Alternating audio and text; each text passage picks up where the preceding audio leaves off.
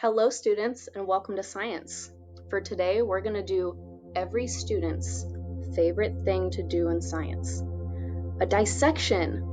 But we're not going to be dissecting a frog or an eyeball, we're going to be dissecting words. Okay, that was misleading, but I'm not sorry about it. Science is fun, but it's also known as being really difficult. And why is that? In science, you're already trying to make sense of things that don't make sense. That's what science is. But on top of that, there's this whole other language of science, a whole group of words that you probably won't find outside of your science class.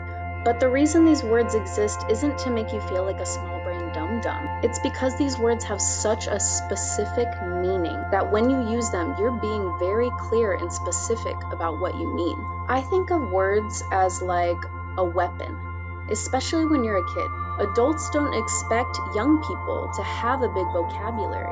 But when you use these big brain words, people stop and listen because you're being more precise with what you're saying and you're more clear and there's less of a chance of you being misunderstood by somebody. So if words are like weapons, let's add some weapons to our inventory. I have some very good news, which is that you don't have to learn and memorize every single word that exists in the world, because inside of each word are small clues. If you just learn some of these key clues, that will help you to figure out a whole bunch of different words.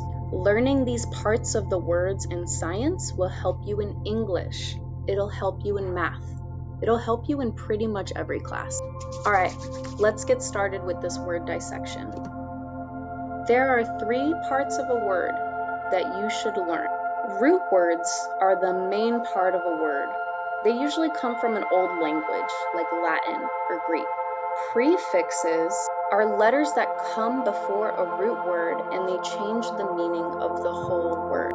A suffix is the same thing but at the end of the word, so it's letters that come after the root word and they change the meaning of the whole word. So let's take a look at a word that you definitely already know. Prefix.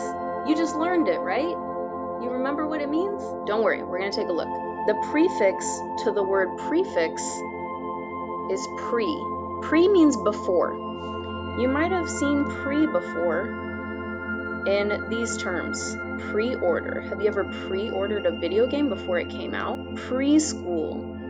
It's before regular school. And then preview, like at the movies, you see the previews, you see the movies before they come out. Now the main part of the word prefix is fix, which just means to fix.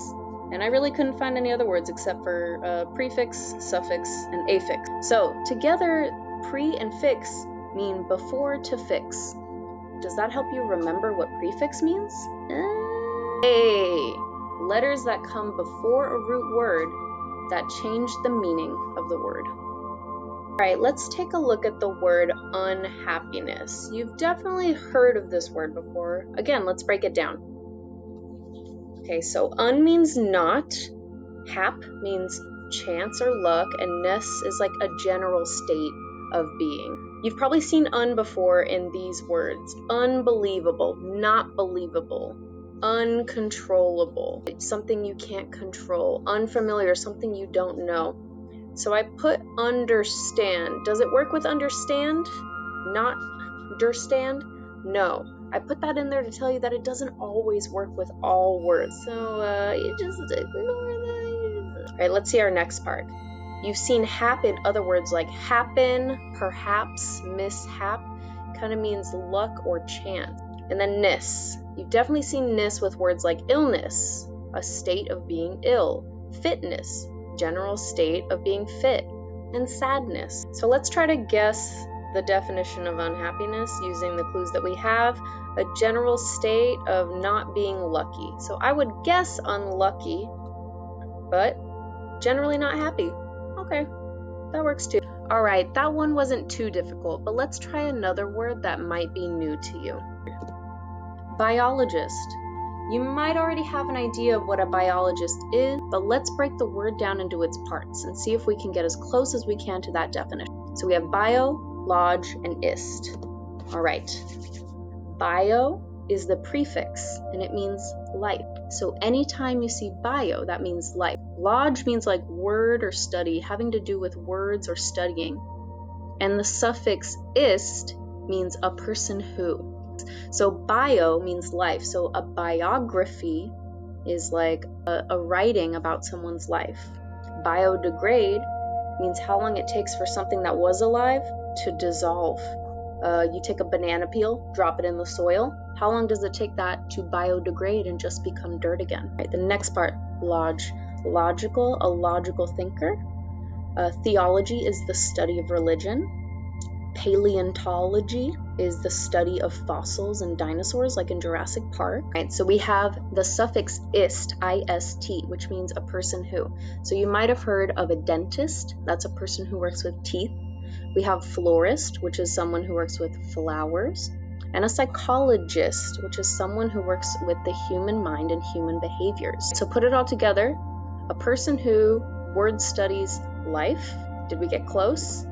An expert in the science of living things. That is what a biologist is. I think we came pretty close. It was pretty good. So once you start putting these different parts of the words together, there's no stopping you. You can add all kinds of stuff. So you just learned biologist. What can we add to biologist?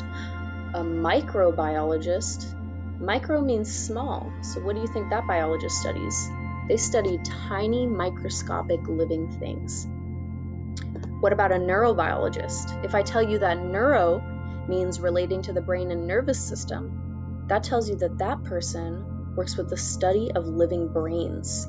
And finally, astrobiologist. Astro means space.